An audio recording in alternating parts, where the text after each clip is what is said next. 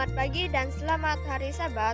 Tajuk cerita misian kita pada Sabat ini ialah nenek mendapatkan kembali suaranya mengenai Rasmi Rajesh Golar yang berumur 15 tahun.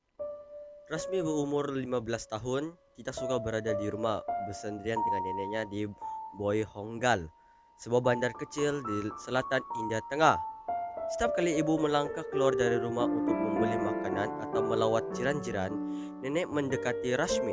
Kamu meninggalkan Tuhan-Tuhan leluhur kita dan mengikut Tuhan yang tidak dikenali. Dia berteriak. Nenek tidak faham mengapa ibu mula membawa Rashmi ke gereja Kristen setiap minggu selepas mengetahui tentang Yesus dari seorang jiran. Nenek menyembah Tuhan-Tuhan yang diperbuat daripada batu dan kayu. Dia tidak percaya kepada Yesus. Dia tidak mengatakan apa-apa ketika ibu berada di rumah. Tetapi sebaik sahaja ibu pergi, dia memarahi Rashmi kerana pergi ke gereja. Ada sebuah kuil kecil berhampiran dengan rumah kita. Katanya, Kamu boleh menyembah di sana, bukannya di gereja Kristen. Rashmi coba menjelaskan bahawa gereja Kristen itu bagus. Mengapa kamu memarahiku? Dia berkata, Jika nenek datang ke gereja bersama kami, nenek akan faham. Rashmi tidak pernah memberitahu ibu tentang kemarahan nenek. Dia tidak takut kepada nenek, tetapi dia tidak mahu menimbulkan masalah dalam keluarga. Pada suatu hari, nenek mula kehilangan suaranya. Dia hanya bercakap dengan perlahan. Dia tidak dapat menaikkan suaranya kepada Rashmi kerana pergi ke gereja, tetapi dia tetap marah. Walaupun kamu meninggalkan Tuhan-Tuhan kita, Tuhan-Tuhan kita tidak akan meninggalkan kamu. Dia berbisik dengan garang. Tidak ada yang bimbang tentang nenek kehilangan suaranya. Semua orang menyangka suaranya akan kembali sendiri. Rashmi mendaftar di sekolah berasrama Seventh Day Adventist. Dia meninggalkan rumah untuk belajar. Tetapi apabila dia pulang ke rumah untuk bercuti 4 bulan kemudian, nenek telah kehilangan suaranya sepenuhnya. Dia tidak boleh bercakap sama sekali. Apabila dia menginginkan sesuatu, dia terpaksa gunakan isyarat tangannya. Rashmi gembira kerana nenek tidak lagi berteriak, tetapi dia berasa kasihan untuknya. Ibu sangat bimbang. Kita perlu pergi ke hospital. Kata ibu. Dokter berkata, nenek perlu menjalani pembedahan untuk membaiki kotak suaranya. Kini nenek takut. Dia tidak mahu pembedahan. Rashmi mahu membantu, tetapi dia teringat kepercayaan nenek yang kuat terhadap dewa-dewa batu dan kayu. Mengapa nenek tidak berdoa kepada Tuhan nenek untuk menyembuhkan nenek? Dia mencadangkan.